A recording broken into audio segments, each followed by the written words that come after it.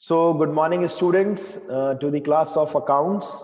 Welcome you all. ठीक है, stay motivated. ठीक है, ताकि जो भी पढ़े अच्छे से पढ़े, एकदम मजे से. हम चैप्टर नंबर 1 हमने स्टार्ट किया था अराउंड 1 or 2 days बैक. नाम है meaning and objectives of accounting. और सर इसमें क्या क्या इंपॉर्टेंट टॉपिक है हमें थोड़ा सा क्लियर कीजिए. सबसे पहले basic meaning. Of course basic meaning तो आपको पता ही होना चाहिए कि क्या है अकाउंटिंग का basic meaning, why we are preparing accounts. Number 2 accounting cycle. अब अकाउंटिंग साइकिल की बात करें तो 100% डिटेल में पता होना चाहिए. ठीक है ना. अगर आपने अकाउंटिंग साइकिल बोले हम या फिर करेक्टरिस्टिक्स करेक्टरिस्टिक्स ऑफ अकाउंटिंग बोले, बात तो ले देकर एक ही है. यही तो हमारा काम है अकाउंटिंग का. क्यों हम कर रहे हैं आखिर, क्यों हम अकाउंट्स बना रहे हैं? टाइम पास के लिए नहीं सर. अकाउंटिंग साइकिल कंप्लीट करें so that we can come to know how much profit we have earn, कितना हमने पैसा कमाया, और फिर उसको रिजल्ट को इंटरप्रेट करना to the various parties. Creditors हैं, डेटर्स हैं, बैंक है एंड ऑल. राइट. ठीक है स्टूडेंट्स. देन इस चैप्टर का थर्ड एक इंपॉर्टेंट टॉपिक जो आता है, आपकी बुक्स में वैसे बहुत कुछ दे रखा है, रीड आउट जरूर करना चाहिए, मना नहीं है. ऑब्जेक्टिव्स ऑफ अकाउंटिंग है, ये भी ठीक है, आप पढ़ सकते हैं. Only points. Objectives of accounting में ओनली पॉइंट्स. आपको रजिस्टर में केवल और केवल पॉइंट्स आप नोट डाउन कर लीजिए, मोर देन सफिशिएंट है. Only points. ठीक है बच्चों. Then important topic is difference between bookkeeping and accounting. अब ये difference 100% with presentation होना चाहिए. ये देखिए इनडायरेक्टली मैं आपसे उम्मीद कर रहा हूं कि आप मुझे इन सभी टॉपिक्स का पीडीएफ भेजेंगे as soon as possible अपने रजिस्टर में नोट डाउन करके. एंड ये फोर्सफुली नहीं है, ये आपसे मेरी एक्सपेक्टेशन है. और एक्सपेक्टेशन अच्छा बच्चा हमेशा पूरी करता है, बिकॉज अच्छे बच्चे को पता है कि बेनिफिट मेरा ही होना है. राइट.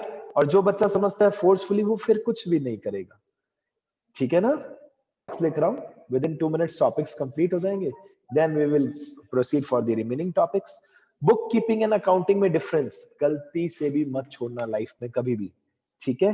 इसके बाद कल हमने स्टार्ट कर लिया था एक इंपॉर्टेंट टॉपिक, वो था यूजर्स ऑफ अकाउंटिंग इंफॉर्मेशन. आप समझिए, मतलब कुछ बच्चे समझते हैं कि सर ये नया टॉपिक है. अरे नहीं नहीं नहीं, अकाउंट्स बना रहे हो तो कुछ इंफॉर्मेशन भी तो सर्कुलेट करोगे. स्टडी कर रहे हो तो लास्ट में मार्कशीट भी तो लेने आएंगे आप, तभी तो एविडेंस होगा कि यस 11th क्लास पास कर लिया है.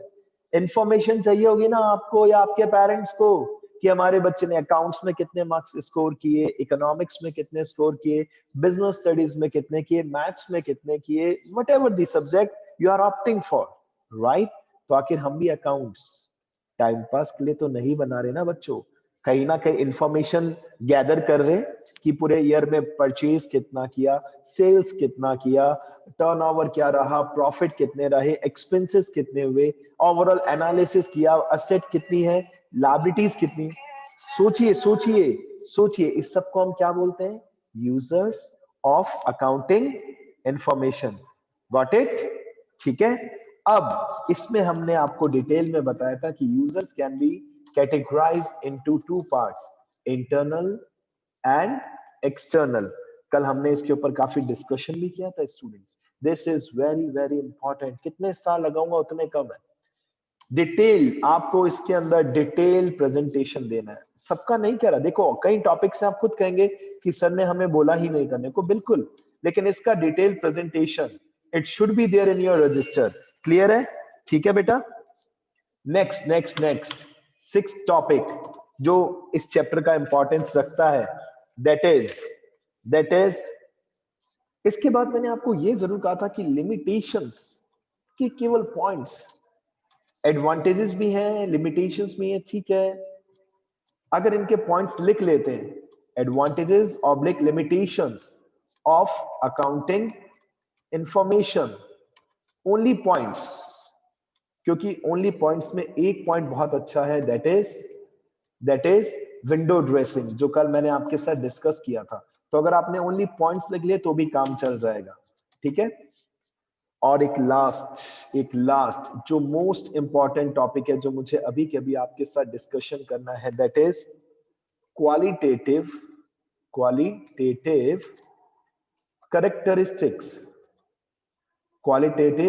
characteristics of accounting information। छोड़ना नहीं है गलती से भी, डिटेल प्रेजेंटेशन देना है इसका भी।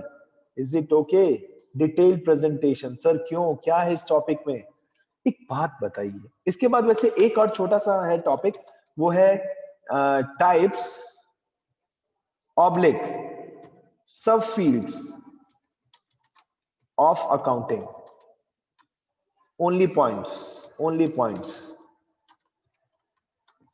तो 2 टॉपिक इस चैप्टर में हमारे बचे हैं स्टूडेंट्स, और वो 2 टॉपिक कौन कौन से हैं? सर एक तो है 7th और एक है 8th। दोनों में अभी आपको 10 to 15 मिनट्स में खत्म करा दूंगा। चैप्टर थ्योरेटिकल तो पूरा कंप्लीट हो जाएगा, बस क्वेश्चंस पेंडिंग रहेंगे, वो आज या कल में हम जैसे भी होगा कंप्लीट कर लेंगे। और chapter number 1 which is really very important, but starting में कभी भी मैं नहीं कराता स्टूडेंट्स को, क्योंकि अगर हमने ओवरऑल वैसे ही बेसिक बता के आगे का पढ़ा दिया और आफ्टर फ्यू चैप्टर्स, आज अगर हम इस चैप्टर को कंप्लीट करना चाहे तो हमें असेट पता है, हमें लायबिलिटीज पता है, प्रॉफिट क्यों कैलकुलेट करें हमें ये पता है, ट्रेडिंग पी&एल बैलेंस शीट का बेसिक हमें पता चल चुका है भाई, ट्रायल बैलेंस का बेसिक पता चल चुका है, राइट। यूजर्स हमें इजीली समझ में आ गए, अकाउंटिंग हम ऑलरेडी अकाउंटिंग साइकिल इतने सारे चैप्टर्स हमने कंप्लीट कर दिए। लेकिन स्टार्टिंग में क्या होता है, फिर बच्चे को रट्टा मारना पड़ता है, right students. That's why first chapter हमेशा मैं after completion of few chapters ही कराता हूं, ठीक है स्टूडेंट्स। Is it okay? चलिए चेक कीजिए। अब हमारे पास 2 टॉपिक बचे हैं इस चैप्टर के, 7th एंड 8th। और पहले 8th करते हैं। 8th टॉपिक क्या है स्टूडेंट्स? 8th टॉपिक है टाइप्स ऑब्लिक सब फील्ड्स ऑफ अकाउंटिंग। करें डिस्कशन स्टार्ट इसके ऊपर। आइए नेक्स्ट पेज पे। आप प्लीज चाहें तो इसका स्क्रीनशॉट ले सकते हैं जो अभी तक हमने लिखा है, सो दैट आपको दिमाग में रहे कि यस हमें क्या क्या इस चैप्टर में पढ़ना है, ठीक है स्टूडेंट्स। जल्दी से विदाउट वेस्टिंग टाइम इस चैप्टर को आगे कंटिन्यू करते हैं। टाइप्स ऑब्लिक सब fields of accounting, topic number 8 पहले एक्सप्लेन कर रहा हूं। टाइप्स ऑब्लिक सब फील्ड्स विद एक्सपेक्टेशंस कि आपको जहां पे भी डाउट आए बिंदास अपना डिस्कशन आप कर सकते हैं, अपना डाउट डिस्कस कर सकते हैं। क्या है सर ये टाइप्स ऑब्लिक सब फील्ड्स ऑफ अकाउंटिंग? सर ये जो अकाउंट्स का फील्ड है कहां कहां फैला है, किस किस चीज का अकाउंटिंग करना पड़ सकता है हमें अपनी लाइफ में, तो हमने इसको डिवाइड किया सबसे पहले ए पार्ट जिसे हम बोलते हैं फाइनेंशियल अकाउंटिंग। कौन सी अकाउंटिंग बच्चों? कौन सी accounting? Financial accounting. So students in class 11th as well as 12th, whatever we are going to study, that is financial accounting. आप जरा सोचिए मैंने क्या लिखा है, जो भी आप 11th 12th में पढ़ने वाले हैं इसको हम कौन सा अकाउंटिंग कहते हैं? Financial accounting. और इसका मेन पर्पस क्या होता है sir? To calculate profits earned in a particular year as well as assets and liabilities का एनालिसिस करना, इतना सा काम। जो भी आप 11th 12th में पढ़ने वाले हैं मेन पर्पस क्या है? किसी भी ऑर्गेनाइजेशन ने कितना प्रॉफिट कमाया, कितना लॉस हुआ, कितनी एसेट्स हैं, कितनी लायबिलिटीज हैं, इन सब का एनालिसिस आप 11th 12th में ओवरऑल करते हैं, जो कौन सी अकाउंटिंग का पार्ट है? Financial accounting. फ्यूचर में आप एक और अकाउंटिंग पढ़ेंगे that is cost accounting. Main purpose क्या है? Main purpose of cost accounting क्या है? To calculate the cost of each and every product. एक बात बताइए, अगर आपकी इंडस्ट्री है, क्या है आपकी इंडस्ट्री, जहां पर आप कुछ प्रोडक्ट बनाते हैं, तो 100% ये एक इंपॉर्टेंट टास्क रहेगा कि एक तो टोटल कॉस्ट निकालना, एज वेल एज मतलब यहां पर हम कॉस्ट के ऊपर फोकस कर रहे हैं, as well as cost per unit. और ये पूरा डिटेल डिस्कशन आप कौन सी अकाउंटिंग में करेंगे? कॉस्ट अकाउंटिंग में, ताकि आपको पता चले कि आपके जो यूनिट बना रहे हैं, आप जो प्रोडक्ट बना रहे हैं, उसकी एक यूनिट की कॉस्ट आपको कितना रुपीस पड़ता है। 11th-12th में आप ऐसा नहीं करेंगे। क्यों सर, क्यों? 11th-12th में हमारा एनालिसिस किसके ऊपर रहता है? सर ओवरऑल गुड्स कितना परचेज किया, कितना सेल किया, कितना हमने प्रॉफिट अर्न किया, कितने हमारे एक्सपेंसेस हुए, सभी इन्हीं चीजों के ऊपर फोकस रहता है।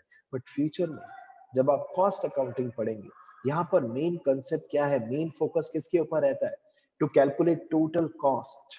आप जो गुड्स बना रहे हैं, फिर उसका अलग से फॉर्मेट भी होता है, अलग से प्रेजेंटेशन भी होता है। और प्रैक्टिकली कहूं तो in BCom second year there is a entire book जिसका नाम क्या है students? Cost accounting.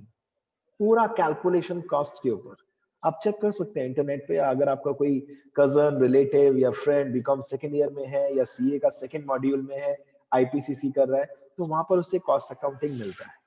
Cost accounting ही और शी हैज टू स्टडी, जहां हमें कैलकुलेट करना होता है टोटल कॉस्ट। अभी मैं जिस लोकेशन पर बैठ के आपको पढ़ा रहा हूँ, मेरे सामने ये पीसी है जिसके थ्रू मैं आपको हेल्प से पढ़ा रहा हूँ।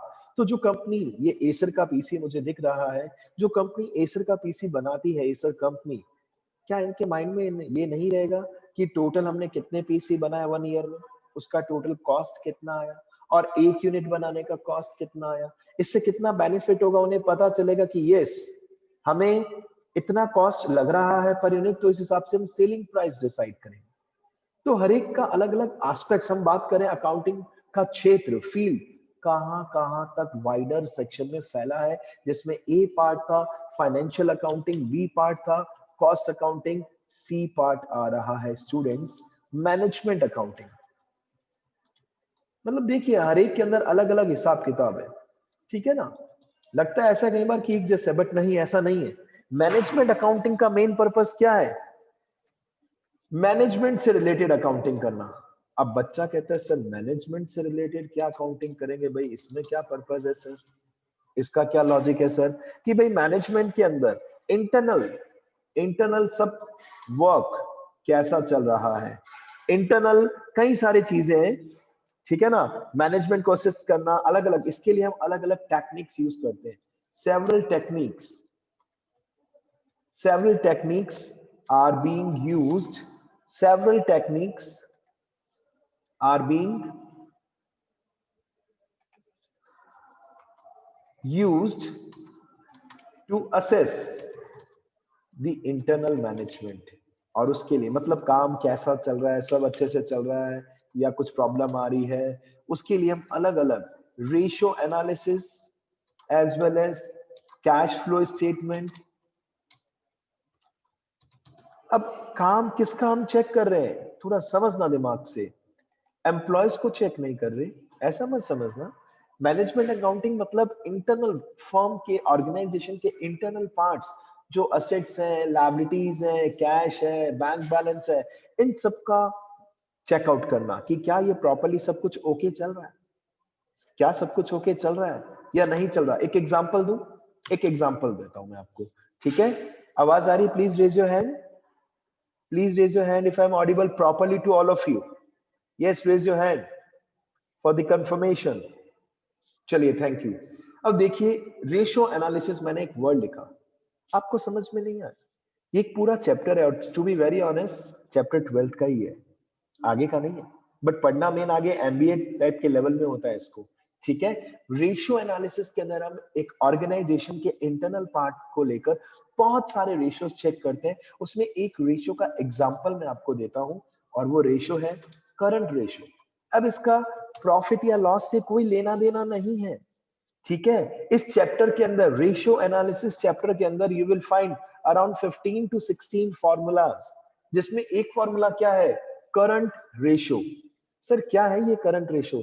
आप सभी को आता है, आप सभी को आता है, ठीक है? जैसे मैं फॉर्मूला लिखूं, जिसको ये चीज पता है जो मैं फॉर्मूले में लिख रहा हूं, then please raise your hand. Current ratio का फॉर्मूला है current assets upon current liabilities.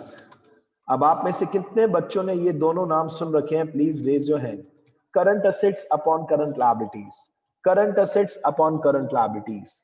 If you want to calculate, only 2 बच्चों ने सुना है, मतलब सोचिए। I am waiting for others to raise hand but with honesty. क्या आपने करंट असेट सुना है? क्या आपने करंट लायबिलिटीज सुना है?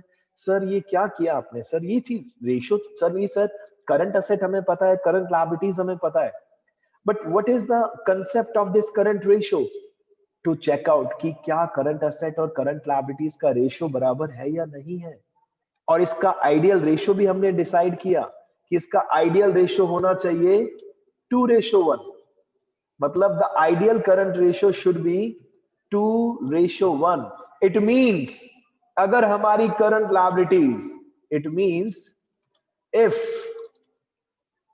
if our current liabilities is rupees 1 lakh, then current assets should be at least how much? Tell me बच्चों। इस रेशो के थ्रू हमने डिक्लेयर किया, करंट रेशो के थ्रू। ये लीजिए, बच्चा बताना चाह रहा है। यस बेटा, what should be the answer? बताइए कितना बेटा? 2 लाख। चलो अब एक बार म्यूट मत करना अपने आप को। 2 लाख 100% परफेक्ट आंसर, बिल्कुल परफेक्ट। 2 लाख होना चाहिए। लेकिन अगर मैं कहूं if it is more than 2 lakh, if it is more than 2 lakh, तो आप क्या कहना चाहोगे? If it is more than 2 lakh, no problem. Comment. No problem sir. No problem. This should be the real answer. 100% correct. It means very good बेटा।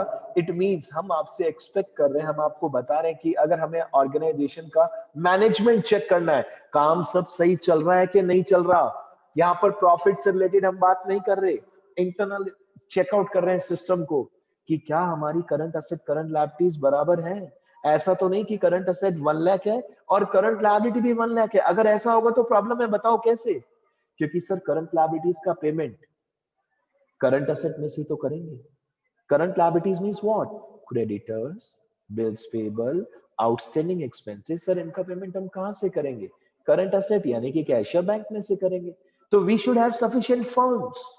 यानी कि पहला part था फाइनेंशियल अकाउंटिंग, दूसरा कॉस्ट अकाउंटिंग, तीसरा मैनेजमेंट चेक कर रहे हैं हम आपस में इंटरनल काम सही चल रहा है कि नहीं चल रहा, क्या असेट बराबर है, लायबिलिटीज बराबर है, कम तो नहीं है, आपस में चेकआउट करना रिलेशन इनका। ठीक है। Then the part becomes tax accounting. The part becomes tax. अरे बच्चों, टैक्स का तो पूरा हिसाब किताब आपको लाइफ में आगे पढ़ना ही पढ़ना है, रिलेटेड टू टैक्सेशन। टैक्स कितना पे करना है, क्या क्या कहानी, क्या क्या rules regulations, income tax, sales tax, अलग अलग टाइप के टैक्स, जीएसटी आ चुका है। वो सब कौन सा पार्ट है टाइप्स ऑफ सब फील्ड्स ऑफ अकाउंटिंग का? Fourth part tax accounting. A financial, second cost accounting, third management accounting and D is tax accounting. ठीक है, रिलेटेड टू ऑल टैक्सेशन। एक लास्ट पार्ट हमने और बना दिया, दैट इज ई पार्ट। वो है social responsibility. Social responsibility accounting. अब इसमें ऐसा कुछ खास नहीं है, इसमें ऐसा कुछ खास नहीं है। सोसाइटी के लिए आपने क्या क्या किया, कितने ब्लड डोनेशन कैंप्स लगाए, या फिर आपने और क्या क्या सोसाइटी के लिए कुछ वर्क किया, कुछ पब्लिक प्रोग्राम्स अरेंज किए, उनको कुछ नॉलेज प्रोवाइड की, उनको सेटिस्फाई करने के अकॉर्डिंग प्रोडक्ट बनाया। ये आपको लाइफ में कभी नहीं पढ़ना। No practical. You don't have to study this subject. ये कोई सब्जेक्ट नहीं है। लेकिन टैक्स अकाउंटिंग की पूरी बुक है, मैनेजमेंट अकाउंटिंग की पूरी बुक है, कॉस्ट अकाउंटिंग की पूरी बुक है, और 11th 12th में जो आप पढ़ेंगे फाइनेंशियल अकाउंटिंग की पूरी बुक्स है बेटा, 11th की भी 12th की भी। क्लियर है बच्चों? Social responsibility, no practical aspect, no मतलब student has not to study anything. कुछ नहीं पढ़ना, बुक की 4 लाइनें हैं वो पढ़ लेना बस, that's it, finish. Real life में आपको कुछ भी ऐसा सोशल रिस्पॉन्सिबिलिटी अकाउंटिंग नहीं पढ़ना। कॉस्ट अकाउंटिंग पढ़ना हो सकता है 100%, management accounting 100%, tax accounting 100%, as well as the A part financial accounting 100%. अब screenshot लेना चाहें, most welcome, you can take a screenshot. I'm waiting for few seconds only, right? और अब इसके बाद हम इस चैप्टर का एक सबसे important topic, the last topic, जो 100% किसी भी स्कूल के पेपर में भी आना है एंड यूजफुल भी है, we are going to start. So are you ready for the last topic? Yes students, are you ready? Very very interesting, 100% interesting. You will enjoy this topic. So are you ready? Raise your hand. Are you ready for the last topic? With Josh, with motivation. Last topic of this chapter. Last topic. Qualitative characteristics. Qualitative characteristics of accounting information. Accounting information की qualitative characteristics. बच्चों ये सबसे important topic है इस chapter का, ठीक है? और पहले 4 पॉइंट्स हुआ करते थे. Usha, like you will get 4 points. आपके पास पुराना वर्जन है ना, 5th पॉइंट कुछ काम का भी नहीं है बेटा. सबसे पहला पॉइंट, मतलब जो हम इंफॉर्मेशन प्रोवाइड करते हैं ना बेटा, अकाउंट्स बनाते हैं, अपना पूरा सब कुछ information internal user external user को पास ऑन करते हैं. इसकी 4 मेन की पॉइंट्स है. इसकी क्वालिटी, जो हम अकाउंट्स बनाते हैं, इसकी 4 खास बातें, 4 क्वालिटेटिव कैरेक्टरिस्टिक्स में number 1 point is reliability. Reliability. मैं कुछ लिखूंगा नहीं, I will explain all the things. Sir क्या मतलब है इसका? रिलायबिलिटी, दैट जो भी हम अकाउंट्स बनाए, इट शुड बी रिलायबल. एक ही वर्ड लिख रहा हूं जो इस पूरी पैराग्राफ को, आपकी बुक में आपको बहुत अच्छा खासा पैराग्राफ दिखेगा. आप कहेंगे सर इतना बड़ा प्रेजेंटेशन, बट एक लाइन का answer, that is whatever accounts you are preparing, it should be trustworthy. It should be trustworthy होने चाहिए. Sir trustworthy means what? कि जो भी हम अकाउंट्स बनाए, we should have all the facts. We should have all the facts. हमारे पास proper documents होने चाहिए, सब बिल होने चाहिए, ताकि कभी भी कोई भी इनकम टैक्स ऑफिसर आ जाए या कोई भी पर्सन हमारे ऑडिट कर ले, हमारे पास कहीं पे भी कोई ड्रॉबैक ना रहे. We should have all the records with us. हम जो भी अकाउंट्स बनाए विश्वास करने योग्य हो. हिंदी में हम इसे बोलते हैं विश्वास करने योग्य. It should be reliable. जैसे कि अगर मैं आप सब बच्चों को कहूं, बेटा मैंने आज आपको बताया कि इस चैप्टर में 8 पॉइंट्स हैं, can I rely on all of you कि आप इसे रजिस्टर में मेंटेन करेंगे? तो अब आप भी ये कहेंगे ना कि yes sir, we are reliable, आप हम पे ट्रस्ट कर सकते हैं sir. We will make the notes of this entire chapter definitely and will send you a PDF also. ठीक है? अब आप हो सकता है झूठे साबित हो जाओ, बेटा बुरा मत मान. 100% तो नहीं भेजने वाले ना बच्चे पीडीएफ. ठीक है, कुछ बच्चे अच्छे बच्चे हैं, वो बात मानेंगे कि सर ने कहा है और हमारे बेनिफिट के लिए कहा है. बट यहाँ पर तो हम जो बात कर रहे हैं ना बेटा, 100% जो भी अकाउंट्स हम बनाए, इट शुड बी ट्रस्टवर्दी. वो रिलायबल होने चाहिए, उसके ऊपर हम विश्वास कर सके. ऐसा नहीं कि आप अपने पर्सनल एक्सपीरियंस के अकॉर्डिंग कुछ भी कर दें. नहीं नहीं नहीं नहीं, पर्सनल चीट नहीं करनी चाहिए आपको. प्रॉपरली अकाउंट्स मेंटेन करने चाहिए. You should have all the proper records, ताकि जब भी आपके पास सारे डॉक्यूमेंट्स होने चाहिए. That's it. कल को कोई भी आपकी शॉप पर आके कहे कि बताइए रिकॉर्ड कितना परचेज किया पूरे ईयर में गुड्स आपने, आप कहेंगे ये लीजिए, this is the file, we have done purchase of ₹30 lakhs, ये देखिए फाइल. इनकम टैक्स ऑफिसर कह रहा है कि ये आपके बताइए, आपके पास जो फर्नीचर है, क्या ये आप ही का फर्नीचर है जिस पे आप बैठे हैं? क्या रिकॉर्ड है इसके पास, इसका आपके पास? यस सर, ये लीजिए, दिस इज द बिल, ये बिल्डिंग हमारी है, yes this is the bill, this is the document. Simple. So whatever information we are providing, whatever accounts we are preparing, that should be reliable, trustworthy होना चाहिए. ठीक है? Personal judgement नहीं लेना है आपको. यहाँ पर आपको ऑफिशियल तरीके से ऑनेस्टी से अपने अकाउंट्स मेंटेन करने, और we should have all the documents with us every time. Second word आ रहा है relevance. सेकेंड वर्ड आ रहा है रेलेवेंस। बहुत मजेदार टॉपिक है बच्चों ये, इसको सबसे पहले नोट डाउन आप कर सकते हैं अगर अभी तक नोट्स नहीं बनाए या थोड़े बहुत नोट्स बना लिए। Qualitative characteristics of accounting information. Now relevance means what? Sir, केवल वही चीजें अकाउंट्स में दिखानी चाहिए जो कहीं ना कहीं रेलेवेंस रखती है, इंपॉर्टेंस रखती है। वो सब चीजें नहीं दिखानी चाहिए जिससे कि अकाउंट्स बल्कि बन जाए। राइट? क्या मतलब हुआ इसका बच्चों? What does it mean? Relevance means what? We should record all the transactions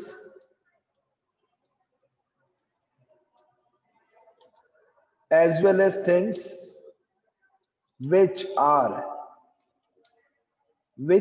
having some importance। अब इसको मैं क्लियर करता हूं एक एग्जांपल से। It is not important to show different variety of stock we have in our business। एक बात बताइए स्टूडेंट्स, आप खुद सोचिए, आपने अभी तक कितनी सारी जर्नल एंट्रीज आपने की हैं, लेकिन क्या आप कभी परचेज जब भी गुड्स करते थे, अब अगर आपकी शॉप फर्नीचर की है तो हो सकता है आपने बेड परचेज किए, हो सकता है आपने सोफा सेट परचेज किए, हो सकता है आपने डाइनिंग टेबल परचेज किया, बट हम कौन सा अकाउंट ओपन करते थे हमेशा? बताइए बताइए। Yes, anybody from your side? My question is, suppose we are having a furniture showroom and furniture का शोरूम है तो हम कभी बेड परचेज करेंगे, single bed, double bed, sofa, dining table, different type, chairs, table, stool, अलमीरा। लेकिन हम journal entry करते समय जब भी कुछ खरीदते थे, गुड्स, स्पेशली हम इसे गुड्स बोलते थे, कौन सा अकाउंट ओपन करते थे? Relevance means it is not importance. It is not that much important to show variety of goods purchase. हम एक ही अकाउंट पर शो करते थे, परचेज अकाउंट। ईयर के एंड में एक बात बताइए, ईयर के एंड में जब आप बैलेंस शीट, आपने अकाउंटिंग इक्वेशन के एंड में बैलेंस शीट बनाया, यस और नो? याद कीजिए, ईयर के एंड में जब हम बैलेंस शीट बनाते हैं स्टूडेंट्स, ये इंपॉर्टेंस नहीं रखता कि कितने कितने लोगों से हम कितना कितना पैसा मांगते हैं। हम ओवरऑल एक ही अकाउंट ओपन करते हैं, क्या? डेटर्स। हम अलग अलग नेम शो नहीं करते। We use to open only one account, that is debtors account, ना कि single single. No separate, no separate debtor name. लिखते हैं क्या सेपरेट डेटर नेम? क्या लिखते हैं? All amount collectively, all amount collectively. यही तो खास बात। रिलेवेंस क्या कहता है बच्चों कि सर ये जरूरी नहीं है कि क्या क्या चीज है, हमें इस अकाउंट्स को बल्कि नहीं बनाना सर, इससे तो बहुत दिक्कत हो जाएगी। ये इंपॉर्टेंस नहीं रखता कि कितने लोगों से हम पैसा मांगते हैं। जब हम बैलेंस शीट बनाएंगे मेन, वहां पर हम एक साथ डेटर्स वर्ड यूज करेंगे, एक साथ स्टॉक वर्ड यूज करेंगे, एक साथ मशीन वर्ड यूज करेंगे। This is all about relevance, this is all about relevance, that's it, खत्म। आप पढ़ सकते हैं इसको, आपके बुक में आधे पेज का दे रखा है। थीम यही है, थीम यही है, ठीक है? वो सारी चीजें जो इंपॉर्टेंस रखती हैं उसे हमें अकाउंट्स में शो करना चाहिए। Third one is understandability. बहुत ही मजेदार वर्ड है। पता है इसको हिंदी में क्या, अगर आप हिंदी की बुक देखेंगे तो इसके लिए पता है क्या वर्जन लिखा है? समझ में आने योग्य। सर समझ में आने योग्य means what? Account should be prepared in a easy manner, understandable manner, so that each and every person can understand it properly। और ये बात सच है, आप अकाउंट्स बना के अपने पेरेंट्स को शो कर सकते हैं, वो 100% काफी हद तक उन्हें समझ में आ जाएगा। जब वो चेक करेंगे उन्हें दिखेगा नेट प्रॉफिट कितना अर्न किया। अगर उन्हें नेट प्रॉफिट दिख रहा है, they will come to know, okay, whether they belongs to science stream। That's why we used to say commerce is easy। ये बात सच है बच्चों, because of this अंडरस्टैंडेबिलिटी वाला पॉइंट। ये क्वालिटेटिव कैरेक्टरिस्टिक्स ऐसे जिसे आप भूलना सोचना भी पाप है, भूल ही नहीं सकते. Reliability, relevance, understandability means we should prepare accounts in a very easy manner. In a very easy manner. हम तभी तो अकाउंट्स को सच में बहुत इजी मैनर से शो करते हैं. कोई भी एग्जामिनर, कोई भी पर्सन, ह्यूमन बीइंग चेक कर सकते हैं हमारे accounts. It's not a big deal. ठीक है. और लास्ट पॉइंट आता है आपका कंपेरेबिलिटी. ये आप सभी को आना चाहिए, आता भी है. मैं ये मान के चल रहा हूँ. Comparability you all know.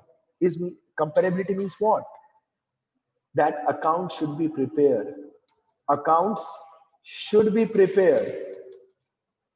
Should be prepared in a consistent manner. Accounts should be prepared in a consistent manner, year after year, year after year, so that we can do comparison. और उसमें बार बार हमें method change नहीं करने चाहिए. और ये आपने accounting principle में भी पढ़ा हुआ है, प्रिंसिपल ऑफ कंसिस्टेंसी. याद कीजिए, वही चीज पढ़ रहे हैं आप आज वापस से. इस फर्स्ट चैप्टर में कंपैरेबिलिटी मींस व्हाट, कि हमें अकाउंट्स कंसिस्टेंटली बनाने हैं sir, year after year, every year, so that we can do comparison of different parameters. हम चाहे तो अपनी फर्म का दूसरी फर्म के साथ कंपैरिजन कर सकते हैं. हम चाहे तो अपनी फर्म के एक प्रोडक्ट का दूसरे प्रोडक्ट के साथ कंपैरिजन कर सकते हैं. लेकिन ये सब चीजें कब होंगी सर? जब हम अकाउंट्स को कंसिस्टेंट मैनर में बनाएंगे, so that we can do comparison. But साथ साथ ध्यान क्या रखना है? Rules regulations should not be changed each and every.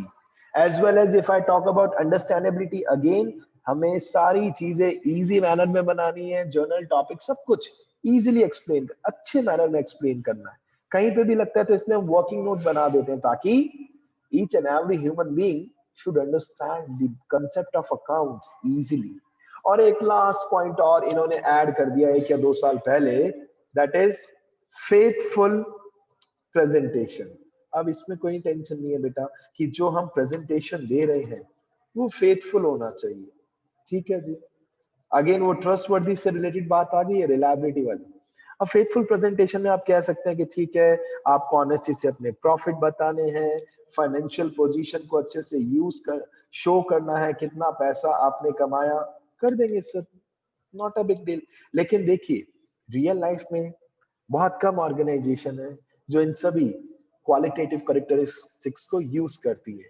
ये तो थ्योरेटिकल पार्ट है, जहां हम एक बच्चे को एक्सप्लेन कर रहे हैं कि each and every organization should use this qualitative characteristics, जिसमें 4 मेन पॉइंट है बच्चों. 5वां 1 या 2 साल पहले ऐड हुआ है, कभी नहीं भूलना आपको. इनका बेसिक कंसेप्ट हमेशा दिमाग में रखना है. Number 1, reliability, relevance, understandability, comparability. Reliability, trustworthy होना चाहिए. रेलेवेंस मतलब जो मेन चीजें हैं उसी को शो करना है, ना कि बिखेर के अकाउंट्स को इतना टिपिकल लेवल पर बना देना है जिससे किसी को समझ में ना आए. अंडरस्टैंडेबिलिटी वेरी इजी, समझ में आ सके, और कंपेरेबिलिटी आप कंपेयर कर सके. और वो कब होगा? जब आप कंसिस्टेंटली अकाउंट्स बनाएंगे. So all the best to all of you. कल हम इसके प्रैक्टिकल क्वेश्चन स्टार्ट करेंगे, and then we will start financial statement very soon, within 1 or 2 days. Okay, students? Bye-bye. For any doubts, please message me. Any of your suggestions will be most welcome. Bye-bye, students. Bye-bye. All the best, bacho.